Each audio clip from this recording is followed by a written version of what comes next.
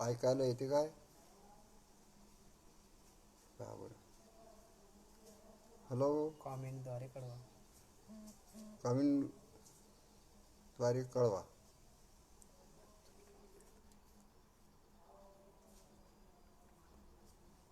येते काय? नाही का? हॅलो. सद्गुरुनाथ महाराज की जय. गुरुर्ब्रह्मा गुरुर्विष्णू गुरुर्देवो महेश्वरः गुरुर्साक्षात् परब्रह्म तस्मै श्री गुरुवे नमः. अखंडमंडलाकारं व्याप्तं येन चराचरं तत्पदं दर्शितं येन तस्मै श्री गुरुवे नमः. अज्ञानतिमिरान्धस्य ज्ञानाञ्जनशलाकया चक्षुरं मीलितं येन तस्मै श्री गुरुवे नमः. ध्येयं सदा परिभवग्नमभीष्टदोहं तीर्थास्पदं शिवविरञ्चिनुतं शरण्यं भृत्यार्तिहं प्रणतपालभवाब्धिपोतं वन्दे महापुरुषते चरणारविन्दं वन्दे महापुरुषते चरणारविन्दं. सद्गुरुनाथ महाराज की जय. राष्ट्रसंत श्री तुकडोजी महाराज की जय. माऊली महाराज की जय. संत श्रेष्ठ तुकाराम महाराज की जय. वैराग्यमूर्ती संत गाडगे महाराज की जय. संत मोझरकर बाबा की जय. भारत माता की जय. परमपूजनीय श्री गुरुदेव आणि ऑनलाईनवर प्रवचनाकरता उपस्थित असलेली माझी श्रोती मंडळी, भाविक भक्तांनो, आजचा विषय ठरल्याप्रमाणे आणि जाहीर झाल्याप्रमाणे संस्कार द्विज उच्यते हा आहे. वास्तविक पाहता जन्मना जायते शूद्रो संस्कारो द्विज उच्यते आणि वेदपाठी भवेत विप्रो ब्रह्म जानाति ब्राह्मणा. या ठिकाणी शूद्र, द्विज, विप्र आणि ब्राह्मण याची व्याख्या केलेली आहे शास्त्रामध्ये. सुरुवातीला शूद्र म्हणजे जन्मना जायते शूद्र. जन्म ज्याचा होतो तो सगळे माणसं शूद्र आहेत. शूद्र म्हणजे न समजणारे, ज्याचा बुद्धीचा विकास झाला नाही, सेवा करणारा आहे, त्याला म्हणतात शूद्र. शूद्र म्हणजे नीच असा अर्थ होत नाही. दुसरी गोष्ट, संस्कारो द्विज उच्यते. जन्मला जायते शूद्रा, सगळेच माणसं शूद्र असतात, परंतु संस्कारो द्विज उच्यते. आईच्या पोटातून जन्म आला त्याला म्हणतात. पण गुरु घर जन्म तुम्हारा होई, जाती धर्म कर्म सबक होई. हे वाक्य गुरु गोविंद सिंहाचं आहे. म्हणजे संस्कारात मध्ये तो द्विज म्हणजे पुनर्जन्म त्याला प्राप्त होतो असा आहे. द्विज म्हणजे दुसरा जन्म झाला आहे त्याला म्हणतात द्विज.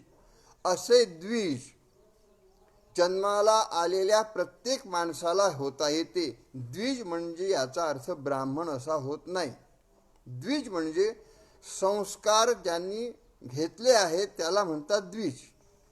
आणि पाठी भवेत विप्रो. विप्र म्हणजे ब्राह्मण असाही होत नाही. ज्याचे वेद पठन करतात, ज्याचे शब्दोच्चार चांगले आहेत त्याला विप्र म्हणतात. काही लोक विप्र म्हणजे ब्राह्मण, द्विज म्हणजे ब्राह्मण असा अर्थ करतात. अर्थात हे द्विज म्हणजे दुसरा जन्म झाला त्याला म्हणतात द्विज. आणि वेदपाठ करणारा तो म्हणतात विप्र. आणि शेवटी आहे ब्रह्म जानाति ब्राह्मणा. जो ब्रह्माला जाणतो, ब्रह्माचा अनुभव ज्याला आहे त्याला म्हणतात ब्राह्मण. हे राष्ट्रसंतांनी ग्रामगीतेच्या 5व्या अध्यायात ब्राह्मणाची व्याख्या केली आहे. म्हणजे ब्राह्मण हे जातीय नव्हे, कोणीही साधावे निर्भय. जो आदर्श प्रचारक आहे तोच ब्राह्मण निर्धारे. म्हणजे आदर्श प्रचारक याचा अर्थ अखिल भारतीय गुरुदेव सेवा मंडळाचा प्रचारकच आहे असं नाही आहे. जो स्वतःच्या आचरणाने, जो स्वतःच्या कर्तव्याने आणि स्वतःच्या बोधाने लोकांना खरं ज्ञान सांगतो आणि त्याला अनुभवतो त्याला म्हणतात ब्राह्मण. हे महत्त्वाची गोष्ट आहे. मंडळी, आता आपल्या विषयाकडे ओढू. विषय आहे संस्कारो द्विज उच्यते. मला पुरुषोत्तम भाऊनी बैसकरनी आज संस्काराचा समारोप आहे म्हणून म्हणे त्यांनी संस्काराचा विषय मला दिला. त्याबद्दल मी त्यांचा आभारी आहो आणि त्यांना धन्यवाद सुद्धा देतो. ह्या संस्काराचा जे पेज तयार केला आहे ते मोझरकर बाबांच्या नावानं आहे. मोझरकर बाबा हे द्विज आहे. मोझरकर बाबा हे ब्राह्मण आहेत. कारण ब्रह्म जानाति ब्राह्मणा असा त्याचा अर्थ आहे. आणि मंडळी, मोझरकर बाबांच्या सहवासात मला काही दिवस राहण्याचा प्रसंग आला आहे. नांदुरा इथं बुलढाणा जिल्ह्यात गुरुदेव सेवाश्रमात त्यांनी भागवत केलं. मी त्यांचा पुजारीच होतो. तेव्हा नांदुरा शहरामध्ये भागवत केलं त्यावेळेसही मी पाहिलं त्यांना. आणि अड्याळ टेकडीवर गीताचार्य तुकाराम दादांच्या सहवासात 1970 साली जेव्हा मी अड्याळ टेकडीवर समर्पित भावाने गेलो त्यावेळेस 72 साली मोझरकर बाबांचं भागवत झालं होतं तिथं. त्यावेळेस मी मोझरकर बाबांच्या निकट आलो. मोझरकर बाबांचं जे एकनाथी भागवत प्रवचन आहे ना, हे सुरुवातीला आम्ही अड्याळ टेकडीवरून मुद्रण केलं, प्रकाशित केलं. त्यावेळेस मोझरकर बाबांच्या अति निकट आलो. त्यावेळेस मधून बाबांच्या सहवासात आलो होतो.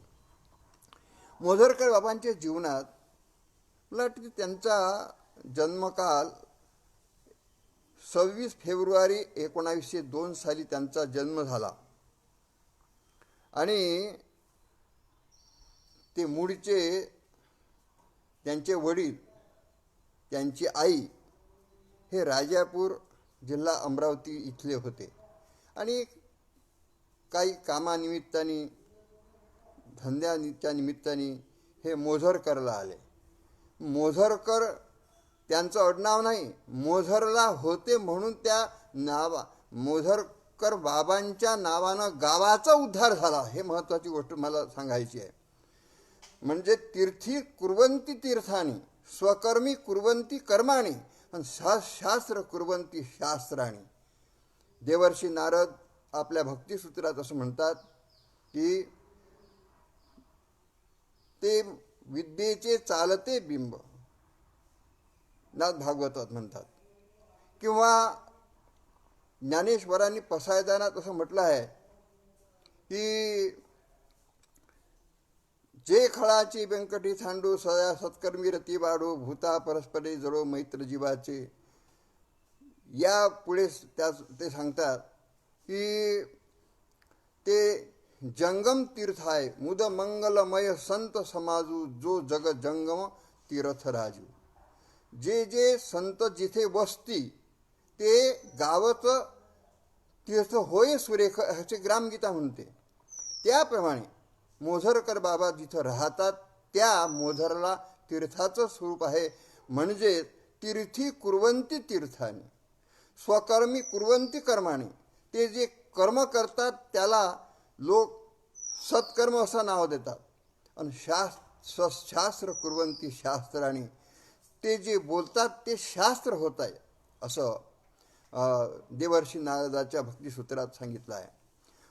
मोझरकर बाबांचं भागवत भागवत तर सर्वच करतात. भागवतकारांची असंख्यच नाही, अनंत संख्या आहे भागवतकाराची. परंतु मोझरकरांचं नाथ भागवत इतकं आवडीचं झालं कारण ते गृहस्थाश्रमी होते म्हणून होते असं नाही आहे.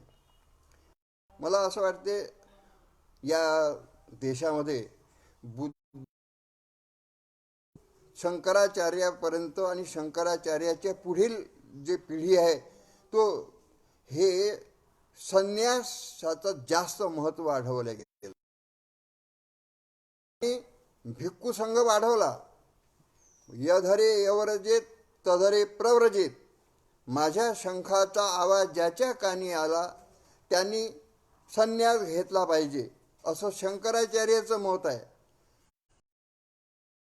घरदार सोडून जो भिक्खू होईल तो महत्त्वाचा आहे, तो निर्वाण पद प्राप्त करण्याचा अधिकारी आहे असं खाम ठोकून सांगितलं. म्हणून या दोन महात्म्यांनी या भारतातील सगळे संन्यासीच केले आहेत. परंतु महाराष्ट्रीयन संतांचा आपल्यावर फार मोठा उपकार आहे का महाराष्ट्रीयन संतांनी वेशभूषेला दीक्षेला महत्त्व दिलं नाही. बुद्धाच्या अगोदरची जी पिढी आहे उपनिषद काल आहे, त्या उपनिषद कालामध्ये जे ऋषी झाले ते गृहस्थाश्रमी झाले ना. अनेक ऋषी झाले ते उपनिषदाचे जे जे ऋषी झाले ते गृहस्थाश्रमी झाले. ब्रह्मचारी संन्यासीचं नावच नाही कुठं आहे. ब्रह्मचार्याचं आहे नाव कुठं कुठं, परंतु संन्यास दीक्षा घेतली म्हणजे तो महान होतो असं नाही आहे. त्याप्रमाणे मोझरकर बाबा हे खरे ब्रह्मवेत्ते आणि संन्यासी ठरतात. मी आणि माझेपण ज्याचे सोडून गेले अंतःकरण तोच एक जगी संन्यासी जाणं अर्जुना. ज्ञानेश्वर माऊली म्हणतात की संन्यासी त्याला म्हणतात की मी आणि माझेपण ज्याच्या हृदयातून संपूर्ण गेलेले आहेत ते खरे संन्यासी आहेत. न निरग्निर नच्या क्रिया. गीतेच्या 6व्या अध्यायात असं म्हटलं आहे की अनाश्रित सर्व कर्म सर्व फलम. जे आपल्या संन्यास धर्माच्या मध्ये सांगताना की न निरग्नी नजाक्रिया, जे अग्नीला हात लावत नाहीत, जे क्रिया कर्म करत नाही, फक्त ध्यान धारणा करतात आणि अध्ययन करतात, ते संन्यासी हे संन्यासी नाहीत असं गीतेनं स्पष्ट म्हटलं आहे. न निरग्निर नच्या क्रिया यम संन्यास मिती प्राहुर योगमतम विद्धी पांडव, हे स्पष्ट म्हटलं आहे ना. हां, पुढे चालू आपण आपल्या विषयाला धरून. तर त्यांनी जीवनात बरेच आई 2-3-4 वर्षाचे असताना मरण पावली. त्यामुळे त्यांचं शिक्षणही सुद्धा या मावशीच्या घरी करण्यात आलं आणि फक्त 6वा वर्गच मोझरकर महाराजांचं शिक्षण झालं आणि त्यांनी शिक्षण सोडलं. आता 17 एकर शेती होती, तेही सुद्धा शेतसारा न भरल्यानं चालली गेली. मग अनेक कामं केली त्यांनी. किराणा दुकानात नोकरी केली, तंबाखूचा धंदा केला, तुरीचा कापसाचा धंदा केला. त्यानंतर मग मास्तरकीचा व्यवसाय, मास्तरकीचा त्यांनी 6व्या वर्गाचं शिक्षण घेतल्यानंतर गावातच मोझर इथं शिक्षणाचाही उद्योग केला. आणि असं होता होता खटेश्वर महाराजांच्या संस्थांमध्ये राम खटेश्वर आणि मोझरकर बाबा यांनी एकत्रित होऊन त्या संस्थांचे सेक्रेटरीपद त्यांनी भूषवलं. आणि असं होता 1941 साली राष्ट्रसंतांशी एका शिबिराच्या निमित्तानं ते संपर्कात आले आणि एकनाथी भागवत आणि राम खटेश्वर महाराज यांचे गुरु होते आणि राष्ट्रसंतावर अपार प्रेम असल्यामुळे त्यांनी भागवताचा आणि राष्ट्रसंतांच्या साहित्याचा अभ्यास करून भागवत सांगण्याला सुरुवात केले. त्यांचे मुलं विश्वनाथराव ते आता दिवंगत झाले, वैकुंठवासी झाले. त्यांचा मुलगा एकनाथ, त्यांचे मुलं पुरुषोत्तम आणि निवृत्ती. तिसरा म्हणजे ते एकनाथ हे शिक्षक होते. रामकृष्ण हे डॉक्टर झाले, त्यांचेही मुलं आहेत तिथं. आणि मला म्हणायचं हे की सगळे कुटुंब त्यांनी संस्कारित केले, हे महत्त्वाची गोष्ट आहे. मी पाहतो काही ठिकाणी कीर्तनकार आहे, भागवतकार आहे, काही मुलं त्यांचे वाम मार्गाने लागलेले आहेत. त्यांना मी एकदा म्हटलं एका कीर्तनकाराला, का हो तुमचा मुलगा दारू पिते, काय म्हणायचं त्याला? ते म्हणतात की ज्याचं त्याचं प्रारब्ध असते म्हणे, आपलं प्रारब्ध इकडे, त्याचा प्रारब्ध वाम मार्गाकडे. अशी गोष्ट त्यांनी संभावना जरी केली असेल तर ती ही महान चूक, त्याचे पाप हे वडिलांचं आहे. मुलगा बापाने नाही शिकवला झाला. या न्यायानं आदरणीय परमपूज्य मोझरकर बाबांनी जे संस्कार दिले आपल्या परिवारावर, ते परिवारातच नाही आहे, जे मुली आहेत त्यांची मुलं आहेत, त्यांच्या मुली आहेत, त्यांच्यावर संस्कार म्हणजे हे पिढीत संस्कारमय करून टाकले. त्यांच्या पिढीचा एक तंतू आदरणीय मधुकरराव आगळे महाराज बुलढाणे आहेत, हरिभक्त पारायण आहेत. हे आपला ज्ञानदेव आहे, त्यांचा नातू आहे विवेक आहे. हे सगळी मंडळी मोझरकर बाबांच्या संस्कारित झाली आहे.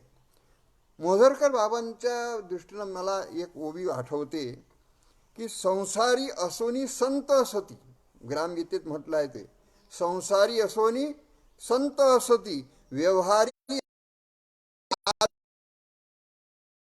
न म्हणविताही अधिकार ठेविती सद. हे तंत ओवी त्यांनी आपल्याला महाराज म्हटलं पाहिजे, बाबा म्हटलं पाहिजे असं नाही आहे. मी त्यांना पत्र दिलं, त्या पत्राच्या मध्ये ते खाली नथू बुवा मोझरकर असं म्हटलं. त्यांनी मथू महाराज असं बोलले नाही. आणि हे खरे संताचं लक्षण आहे. मोझरकर बाबांचा माझा संबंध जेव्हा आला तेव्हा मी काही प्रश्न विचारले. ते एक प्रश्न सांगतो आणि माझ्या विवेक्षित विषयाला सुरुवात करतो. एकदा मोझरकर बाबांना मी असं विचारलं की बाबा, तुमच्या वक्तृत्वात काही सिद्धांत वेदांताचे प्रमेय दिसत नाही मला, आणि संस्कृताचा काही उल्लेख येत नाही जास्त, आणि लोक तुमच्या सहज स्वभावावर आणि सहज भाषेवर इतके प्रभावित होऊन जातात की एकदा एक माणूस प्रवचनाला आला का तो शेवटपर्यंत तुमचा झालाच समजा. हे काय गुह्य आहे? मी त्यांना विचारलं. तेव्हा जवळ बसून ते हसले आणि मला म्हणत की हरिभाऊ, खरं सांगू, मी जे नामजप केला, नामस्मरण केलं, गुरु दत्ताचं नामस्मरण केलं, शेतात गेलं तरी नामस्मरण, घरी आलं तर नामस्मरण, शेण काढलं तर नामस्मरण, बैलाला चारा टाकला तरी नामस्मरण, हे त्यांचे शब्द आहे बघा. आणि ह्या नामस्मरणाचा प्रभाव असा आहे का मी जे बोलतो ते लोकांना आवडते. हे त्यांनी नामस्मरणाचा केवढा प्रभाव आहे हे त्यावेळेस माझ्या लक्षात आलं. आणि त्यांनी एक पुस्तक काढलं की एक नामतारी. आता आमच्या बैस पारावारातील सांगितलं एक नामतारी आणि सब दुकानदारी. मला असं म्हणायचं आहे की पासून उपनिषद कालापर्यंत जे ऋषीमुनी झाले त्या ऋषीमुनींचं त्याच परंपरेत आमचे मोहोळकर महाराज येतात. महान व्यक्तिमत्व, गृहस्थाश्रम सांभाळून तर त्यांनी आपल्या सगळ्या पूर्वजांचं आणि पुढील पिढीचा सुद्धा उद्धार केला असं मी समजतो आणि आपल्या विषयाला सुरुवात करतो. मोझरकर बाबा संस्कारित होते, त्यांचे वडील संस्कारित होते, त्यांची पिढी संस्कारित होते. त्या संस्काराच्या रूपानं माणसाला 6 प्रकारचे संस्कार असतात. वास्तविक पाहता सनातन संस्कार हे 16 संस्कार आहेत आणि हे 16 संस्कारामध्ये प्रत्येक संस्कारात यज्ञ करायचा असं सांगितलं असतं. आता 16 संस्कार गरीब माणसानं 16 संस्कारात यज्ञ करायचा असेल तर घरच नाही, दारच नाही, शेतीच नाही, कसा करायचं त्याला? म्हणून संस्कार हा भाग यज्ञ करायचा नसतो. संस्कार हे जीवावर घडवण्यासाठी असतात. त्याच्यामध्ये 16 संस्कार आहे. गर्भाधान संस्कार, पुसवण संस्कार, सीमंत संस्कार, जातकथा संस्कार, नाम संस्कार, नैष्क्रमण संस्कार, अन्नप्राशन संस्कार आणि कान टोचलं तिथेही संस्कार, तिथेही संस्कार. वेदारंभ केला ग्रंथाचा, त्यांनी शिक्षण घेतलं तिथेही संस्कार आणि विवाह केला त्याचेही संस्कार आणि शेवटी मेला तरी त्याचेही संस्कार. मला असं वाटते ह्या संस्काराचा आपल्या जीवनाशी काही संबंध नाही. ग्रामगीतेतील हे 6 संस्कार महत्त्वाचे आहे.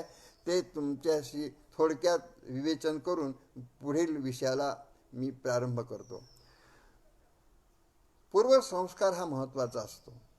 पूर्वसंस्कार म्हणजे आपल्या भारतीय संस्कृती आणि संतांच्या मतानं आपल्याला पुनर्जन्म आहे. भगवद्गीतेने सांगितलं आहे की पौर्वदेहिकम म्हणजे पूर्वदेहामध्ये जे आहेत ते या जन्मात त्याला संस्कार प्राप्त होतात. भगवद्गीतेच्या 6व्या अध्यायामध्ये हा विषय आला आहे की बहुनाम जन्मनान म्हणते ज्ञानवान मात्र पद्यते. त्याही शब्दात पूर्वजन्मीचा उल्लेख आलेला आहे. तसंच ज्ञानेश्वरांच्या, तुकारामाच्या, एकनाथांच्या, राष्ट्रसंत तुकडोजी महाराजांच्या साहित्यात पूर्वजन्माचा उल्लेख आलेला आहे. मागच्या जन्माचे काही संस्कार या जन्मात त्या जीवात जेव्हा जीव समजायला लागतो त्यावेळेस मागच्या जन्माचे संस्कार त्याला अनुवंशिकतेनं आपल्या पूर्वसंस्कारांना प्राप्त होतात. काही मुलं लहानपणी गायन शिकतात, काही मुलं वक्तृत्व शिकतात, काही मुलं अध्ययन श्लोक म्हणतात. हे पूर्वसंस्काराचा परिणाम होतो. दुसरा आहे अनुवंशिक संस्कार. अनुवंशिक संस्कार म्हणजे आई वडिलांच्या म्हणजे रक्तरेताच्या मिश्रणातून जे झाले ते संस्कार म्हणजे आई वडिलांचे अनुवंशिक संस्कार या जीवामध्ये उतरतात. एक कोणताच संस्कार जीवात नाही आहे. हा 6 प्रकारचे संस्कारांनी जीव बनतो. काही पूर्वजन्मीची अभ्यास कला, एक काही अनुवंशिक तेरीनं संस्कार येतात. पुढचा संस्कार आहे तर अन्न संस्कार. जैसा खाय अन्न तैसा बने मन असे संस्कार आहेत. आई वडिलांच्या संस्कारात ऋषी हिरण्यकश्यपू आणि त्याची पत्नी कयाधू नारदाच्या आश्रमात राहिले आणि त्याचे संस्कार प्रबल झाल्यामुळे प्रल्हाद गर्भी हरी आठविला नारायणे नारद पाठविला, हे शास्त्रात सांगते आहे ना. म्हणजेच आईचे प्रबल संस्कार प्रल्हादामध्ये उतरते, हे अनुवंशिक संस्कार आहे. तिसरा अन्न संस्कार. अन्न संस्कार म्हणजे जसे अन्न खाल तसं, चोरीचं अन्न खाल तर चोरीची बुद्धी होते. धर्म आपल्या भीष्माचार्याला शेवटी विचारलं होतं द्रौपदीनं की महाराज, तुम्ही हे धर्मज्ञान सांगता आता बाणावर पडल्यामुळे, तर तुम्ही माझी जे निर्वस्त्र करण्याची जी पाळी आली या दुर्योधनाने आणि त्याच्या भावानी, तेव्हा तेव्हा तुम्ही कुठं गेले होते? तुम्ही तर समोरच होते. तेव्हा उत्तर असं मिळालं की अर्थस्य पुरुषो दासः. मी त्या वेळेस दुर्योधनाचं अन्न खाल्ल्यामुळे माझी बुद्धी त्यावेळेस भ्रमित झाली होती. म्हणजे अन्नाचा परिणाम असा होतो. पुढचं आहे प्रयत्न संस्कार. प्रयत्न संस्कार म्हणजे जीव जसा जसा प्रयत्न करतो अनुभवांती, त्याच्यामध्ये संस्कार मिळतात. काही वकील होतात, वेगवेगळ्या विषयात होतात, काही कीर्तनकार होतात, म्हणजे त्याच्या प्रयत्नाचे संस्काराने तो बनतो, है की नाही. आणि हे संस्कार म्हणजे प्रयत्न संस्कार. आणि पाचवा संस्कार आहे संगती संस्कार. ज्याच्या संगतीत राहू त्याच्या संगती. पैसता चोरापाशी, तुकाराम महाराज म्हणतात, तैसी होय बुद्धी देखलिया चिंधी मन धावे. चोरापाशी बसल्यानंतर मखमलची चिंधी जरी सापडली तरी ते चोरून खिशात घालण्याची प्रवृत्ती होते, कारण तो संगतीचा संस्कार आहे. असा आहे. चोर का होतो मनुष्य, दारू का पितो, हे संगतीचा संस्कार आहेत ना. आणि म्हणजे संगती मुलाला कशी द्यावी हे आईबापानं ठरवायला पाहिजे. शेवटचा संस्कार आहे स्थान संस्कार. स्थान संस्कार म्हणजे असं आहे की ज्या स्थानात आपण राहतो त्या स्थानाचे संस्कार असतात. फक्त एक दृष्टांत मी सांगतो की आपल्या कलकत्त्यामध्ये जेलमध्ये एक मातृभक्त स्वातंत्र्य आंदोलनात सापडला आणि तो जेलमध्ये गेला. आधी आईचा पदस्पर्श केल्यानंतर तो घराच्या बाहेर पडायचा, परंतु ज्या कोठीमध्ये त्याला जेल झाली त्या कोठीत रात्रीला स्वप्न पडत होते. आईचा गळा दाब, आईला फरफटत नेलं, तिचे केस ओढले. असं स्वप्न का पडलं म्हणून त्यांनी उपोषण मांडलं. त्यावेळेस त्या जेलरला कळलं. जेलर आले, ते म्हणाले की तुम्हाला उपोषण करता मरायचं आहे काय, इथं उपोषणाला मनाई आहे. तर तो ग्रस्त म्हणाला की मला असं स्वप्न का पडतात, मी तर आईचा परमभक्त होतो, माझ्या घरी आईच वडील नाहीत, आईचा पदस्पर्श झाल्याशिवाय मी बाहेर पडत नव्हतो.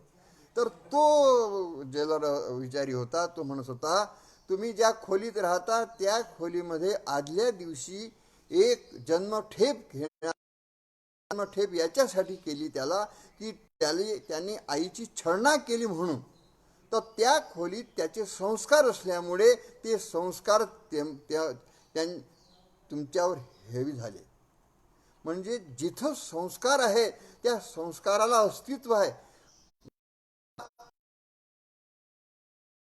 घराचे प्लास्टर आहे, सगळं झालं, परंतु संस्कारमध्ये त्या भिंतीवर संस्कार पडतात. म्हणून तर म्हणतात प्रसाद, तुमचा प्रसाद त्याच्यामध्ये संस्कार आहेत. हे महत्वाची गोष्ट. म्हणजे स्थान संस्कार हे काही संस्कार आहेत. मला सांगायचं की अर्जुनाला मोह का झाला ऐन वेळेवर, त्याचं कारण आहे. ऐन वेळेवर युद्ध करण्याची त्यांना प्रतिज्ञा केली पांडवांनी. आणि ऐन त्या रणांगणात गेल्यानंतर त्याने कच खाल्ला की मला काही युद्ध करायचं नाही. हो बतम महापापम. हे पाप कोणी भगवान पत्रां सखीच तथा. हे माझे मामे आमचे गुरु हे समोर असताना त्याला मारायचं. कृष्णाला वाटलं रे आतापर्यंत तो ठीक होता,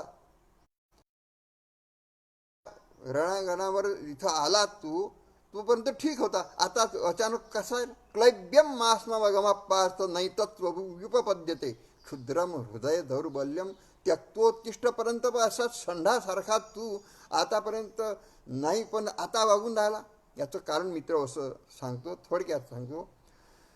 ज्यावेळेस युद्ध निश्चित झालं त्यावेळेस धृतराष्ट्राने त्याचा एक संजय मंत्री होता त्या संजयाला बोलावलं आणि धृतराष्ट्राने सांगितलं की संजय तू 5 पांडवापैकी जे आपल्या अर्जुन आहे युद्धात निपुण आहे त्याला तू एकांतात जाऊन मी सांगतो तसा विचार त्याला सांग. कसा विचार की आपले वडील आहेत मामे आहेत याचा संहार करशील काय तू. अरे त्या संहारापेक्षा भीक माग हे विचार क्रमाक्रमाने अनेक पद्धतीनं त्यांना अर्जुनाला त्यांनी सांगितले. तेव्हा अर्जुन म्हणाला संजया युद्ध ठरलं म्हणजे ठरलं, ह्या गोष्टी आमच्याजवळ आता तुम्ही काढू नका. त्यावेळेस अर्जुनाच्या मनात युद्ध न करण्याचं काहीच चालं नाही. परंतु प्रत्यक्ष जेव्हा युद्धात गेला तेव्हा संजयानं महाभारतातील एक संजयान पर्व आहे त्या संजयान पर्वामध्ये ह्या सगळ्या विवेचन केलं आहे. तुम्ही वाचत असताना संजयान पर्व हे प्रकरण वाचलं तर तुमच्या लक्षात येईल. तर मग युद्धभूमीवर भगवान कृष्ण समोर असताना माता मला युद्ध करायचं नाही. अरे गुरु न हत्वा ही महानुभावान भैक्ष मपीह तदुह लोके. भिक्षा मागणं हे मला श्रेयस्कर वाटते पण युद्ध करणं नाही, अशी भावना अर्जुनाची त्या संजयाच्या बोलण्यानी झाली. म्हणजेच संजयानी बोललेल्या त्या संस्कारांनी ते संस्कार सूक्ष्म संस्कार त्याला आत आले, ते संस्कार युद्धाच्या भूमीत प्रगट झाले. असा आहे संस्काराचा भाग. म्हणून आम्ही जे संस्कार शिबिरं घेतो की नाही त्या शिबिराचं मुख्य कारण मुलांमध्ये हे संस्कार, ध्यानाचे संस्कार, प्रार्थनेचे संस्कार, आईवडिलांचे संस्कार, आपल्या भारतीय संस्कृतीच्या महापुरुषांचे संस्कार, चारित्र्याचे संस्कार हे यावेळेसच मुलांमध्ये रुजवल्या जातात. म्हणून संस्कार शिबिराची अत्यंत आवश्यकता. म्हणून राष्ट्रधर्म प्रचार समितीने आमच्या सगळ्या कार्यकर्त्यांनी जवळजवळ 150 ते 250 शिक्षक आहेत आमचे. या शिक्षकांनी संस्कार घेतले आणि ते मुलांना शिकवण्यासाठी संस्कारक्षम बनले. इतकी महत्त्वाची या संस्काराची पिढी निर्माण करण्याची शाळा आहे. मित्र, संस्कार याचा अर्थ आमच्या विचारसागरात वेदांत विषय विचारसागरामध्ये संस्कार याचा अर्थ काय आहोत. आपल्या अंतःकरणातील ज्ञानात्मक जो अंश आहे त्याला म्हणतात संस्कार. अंतःकरण कशाला म्हणतात म्हणजे मन, बुद्धी, चित्त, अहंकार. 5वे अंतःकरण आधार. त्यात होय इच्छा संस्कार प्रकट होण्यासाठी हे संस्कार कारणीभूत आहेत. अहम ब्रह्मास्मी, तू ब्रह्म आहे, तू ब्रह्म आहे, तू ब्रह्म आहे असं म्हटल्याप्रमाणे तो जीवच ब्रह्म होऊन जातो, कारण त्याचे संस्कार पडले आहेत ना. वेदाचे 4 महावाक्य आहे ना, तत्वमसी. तत्वमसी, तू ते आहे. ते आहे म्हणजे ब्रह्म आहे. तू सर्वव्यापक असणारा ब्रह्माचा अंश तू आहे. तत् म्हणजे तू, तत् म्हणजे ते, अशी म्हणजे आहे. म्हणजे ते ब्रह्म तू आहेस असा त्याच्यावर संस्कार करता करता करता तो ब्रह्मरूप होऊन जातो. ब्रह्म जानाति ब्राह्मणा असा स्वरूपाला प्राप्त होतो. म्हणून संस्काराचं अत्यंत महत्त्वाचं आहे. जे आतापर्यंत ऋषीमुनी झालेत, संस्कारान झाले, नेते झालेत, संस्कारान झाले, आणि गुंडगिरी जे आहेत, ते खून खराबी करणारे जे आहेत, तेही संस्कारान झाले आहेत. हे म्हणजे इतका मोठा संस्काराचा भाग जीवाच्या अंगी गोवला आहे.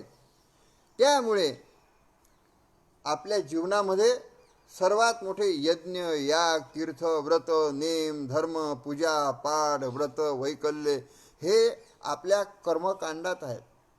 कर्माने जे क्रिया होते ते कर्मकांड. पण त्या कर्मकांडामध्ये जीवाला संस्कार देण्याची प्रक्रिया आहे. परंतु कर्मकांडात आताच्या संस्काराचा पत्ता नाही. यज्ञयाग करणारे माणसं चारित्र्याने सुशील असतील असं नाही आहे. जे पूजा करतात ते खोटं बोलत नसतील याच्यावर विश्वास आहे का तुमचा?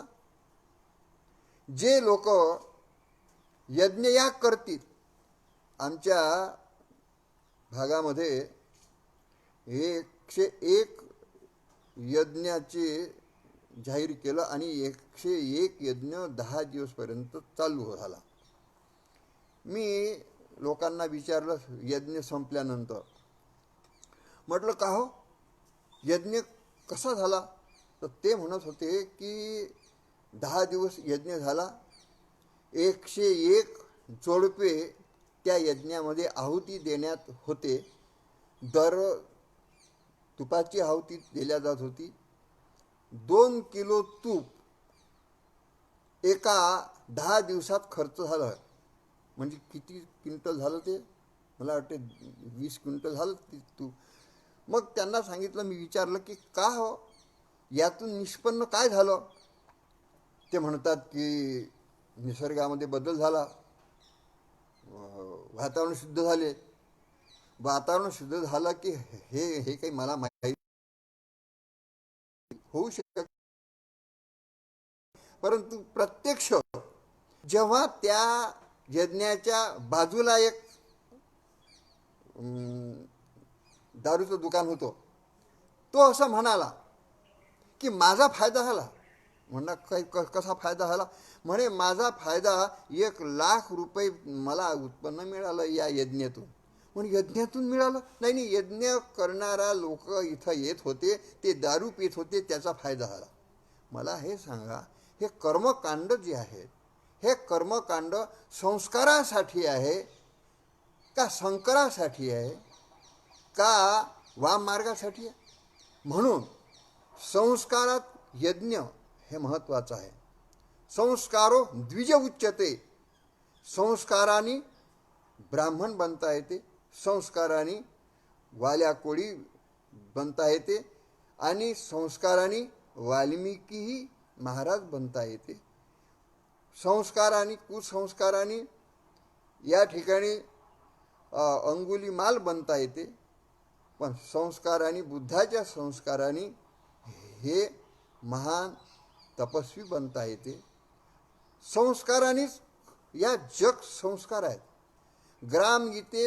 ग्रामगीता संस्काराचा ठेवा महाराज म्हणतात.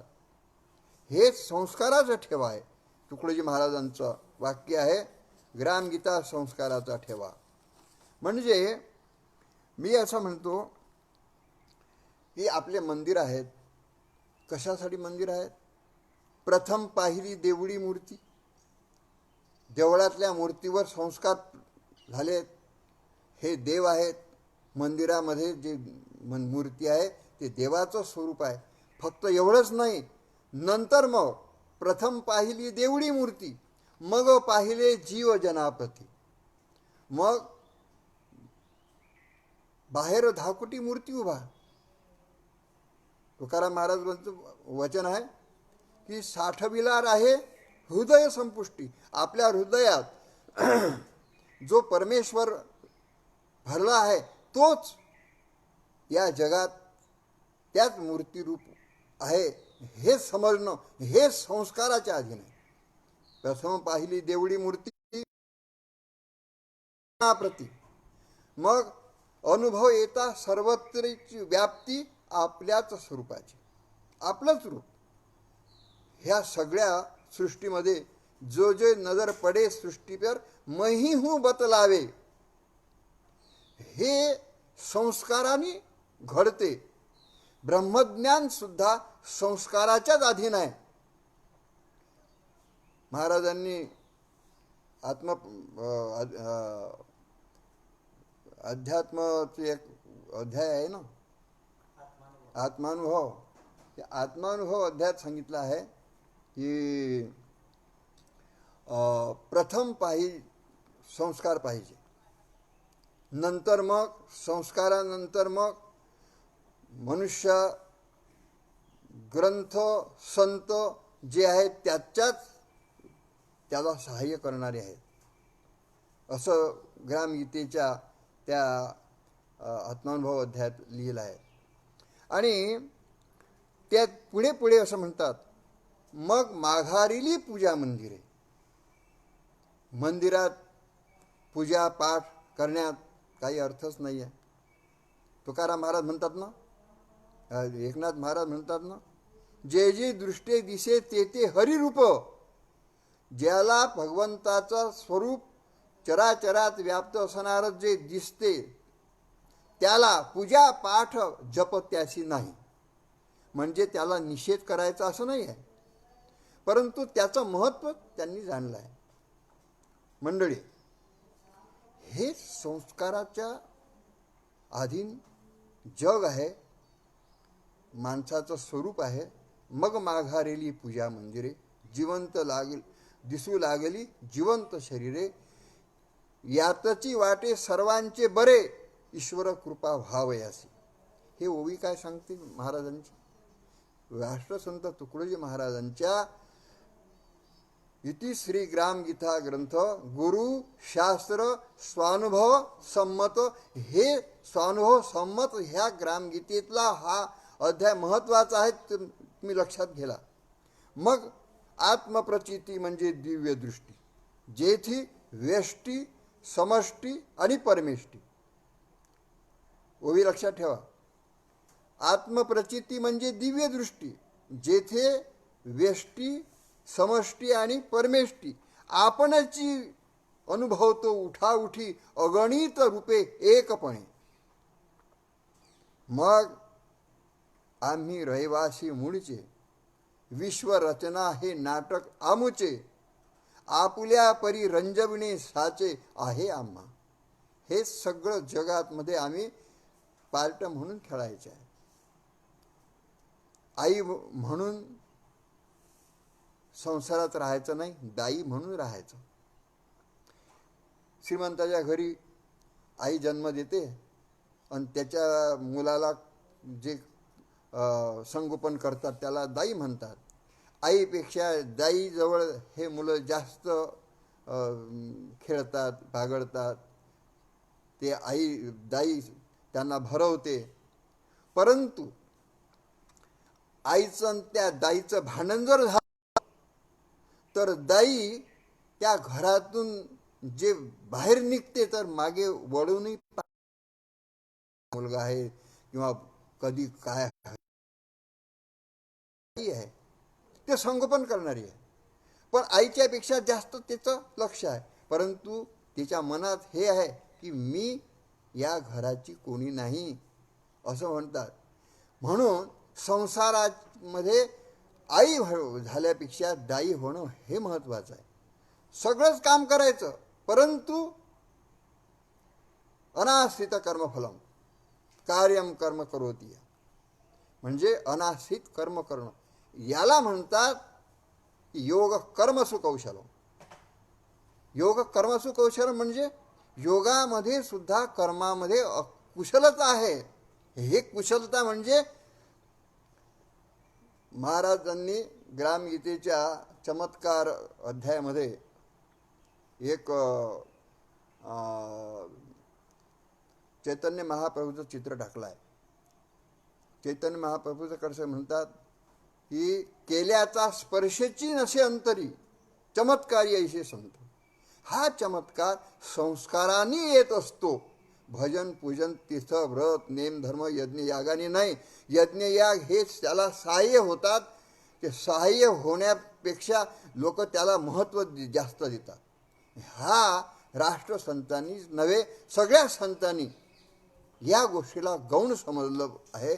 निषेध मानलं नाही. निषेध म्हणजे निवड त्याचा उच्छेदच करायचा असं नाही. ते त्याला महत्त्व दिलं नाही. यज्ञयाग तप हे जे आहे हे पूर्वभक्ती आहे.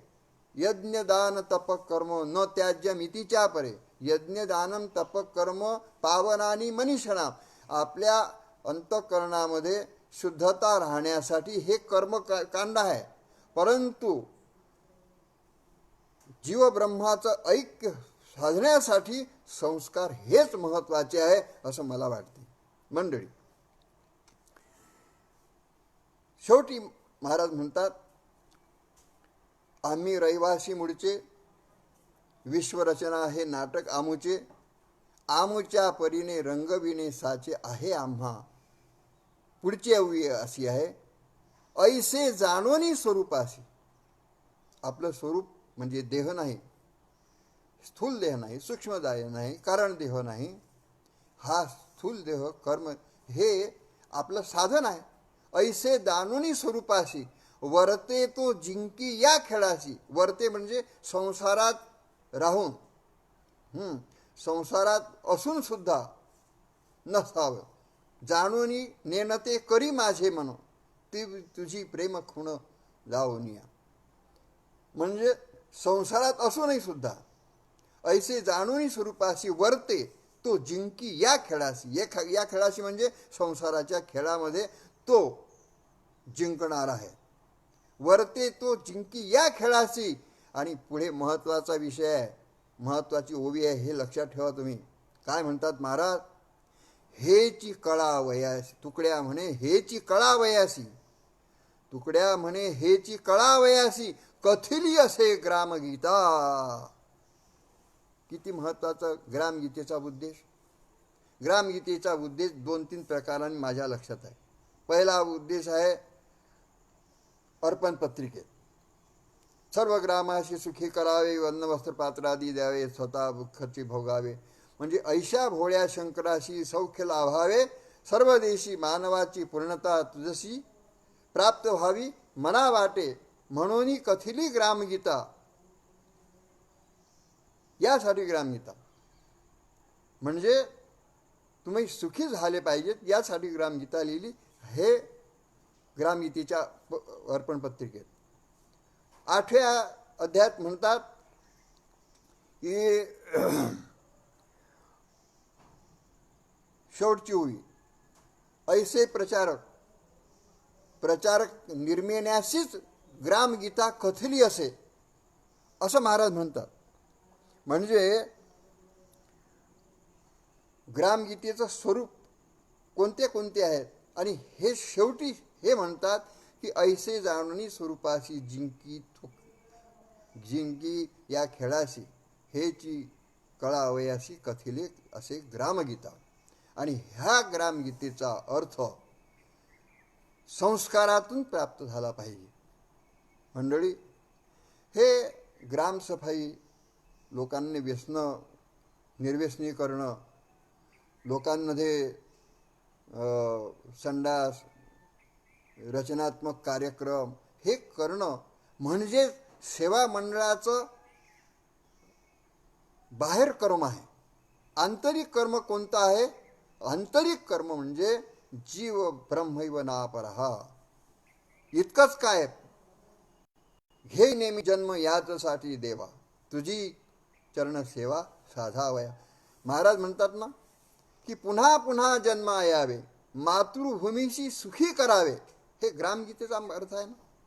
म्हणजेच फक्त रचनात्मक कार्यक्रमात वाहून जाणं हे मानवाच्या पूर्णतेचं लक्षण नाही आहे, हे लक्षात ठेवा. काही लोक महाराजांना भूदान यज्ञामध्ये काम केलं मोठा समजतात. महाराजांनी राष्ट्रपतीवर प्रभुत्व केलं तेव्हा महाराज मोठे असं समजतात.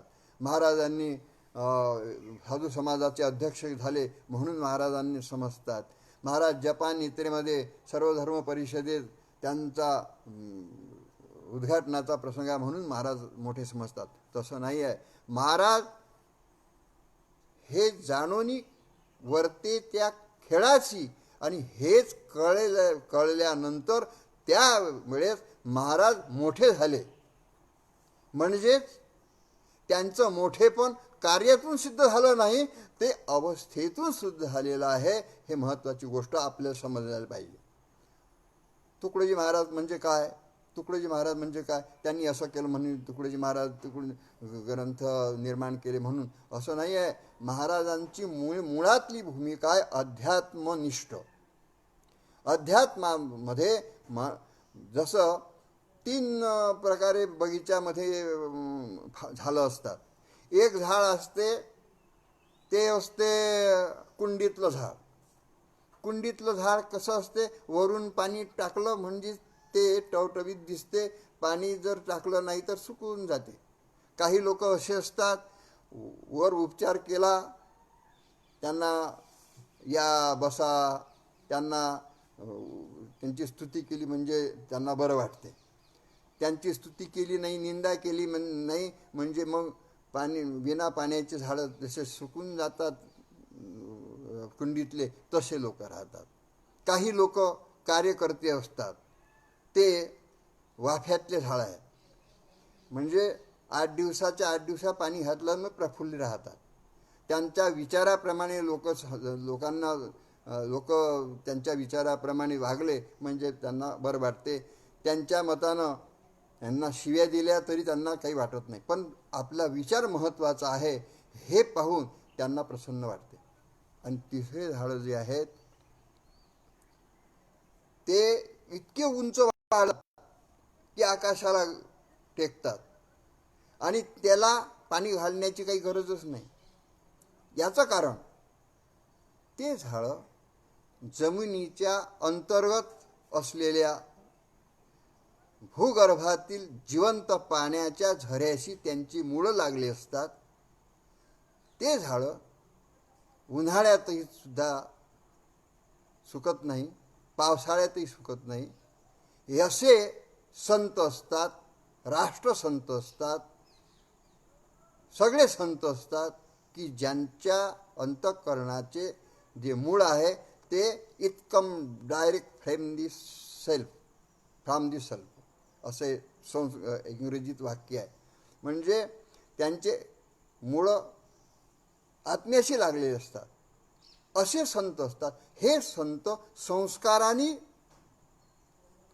बनले असतात, सुसंस्कारांनी बनलेले असतात. आपण सगळ्यांनी या संस्काराचा भाग महत्त्वाचा ठेवला पाहिजे. काही मुलांमध्ये संस्कार असतात ना, त्यांना बळ दिलं पाहिजे. काही संस्कार कुसंस्कारांनी मुलं बिघडतात, सुसंस्कारांनी मुलं देवत्वाकडे त्याची वाटचाल होते. हे गरीब श्रीमंताचा विषय नाही त्याच्यात, हे संस्काराच्या अधीन आहे. म्हणून संस्कारो आकारो वर्तते किंवा संस्कारो द्विज उच्यते. या दृष्टीनं आजचा प्रवचन मी यथामती सांगितलं आहे आणि टाईम संपलेला आहे. मी कृपा करून आपल्याला विनंती करू की माझं काही चुकलं असेल तर तुम्ही मला उदारंतकरणाने माफ करावे किंवा सूचना करायची. आणि मोझरकर बाबांच्या त्या निमित्ताने पेजवर मला बोलण्याची संधी मिळाली. आमचे कार्यकर्ते आहेत, निवृत्ती भाऊ आहेत आणि पुरुषोत्तम भाऊ आहेत, आमचे कार्यकर्ते, अजून काही कार्य, मला की नाही नाव पटपट येत नाही, म्हणून अंतःकरणात बहिष्कारच्या कुटुंबामध्ये मी एक आहोत. दरवर्षी मोझरकर बाबांच्या पुण्यतिथीला मी हजर राहण्याचा प्रयत्न करतो. मोझरला मी सुरुवातीला सांगितलं की मोझर हे गाव पुण्यभूमी मोझरकर महाराजांमुळे झाली आहेत. तीर्थी कुर्वंती तीर्थानी, स्वकर्मी कुर्वंती तीर्थानी, आणि शास्त्र कुर्वंती शास्त्राणी. हे महत्त्वाची गोष्ट आहे. त्यावेळेस मोझरकर बाबांच्या स्मृतीला अभिवादन करून, सर्व संतांना अभिवादन करून, माझ्यासमोर जे ऐकणारे असतील किंवा पुन्हा आणखी माझं प्रवचन झाल्यानंतर ज्यांनी ऐकलं असेल त्या सगळ्यांना अंतःकरणापासून नमस्कार करून हे प्रवचन मी सद्गुरूच्या चरणी समर्पित करतो. सद्गुरुनाथ महाराज की जय. सर्वेत्र सुखिनः सन्तु, सर्वे सन्तु निरामया, सर्वे भद्राणि पश्यन्तु, मा कश्चित् दुःखमाप्नुयात्. ओम शांति शांति शांति. सद्गुरुनाथ महाराज की जय.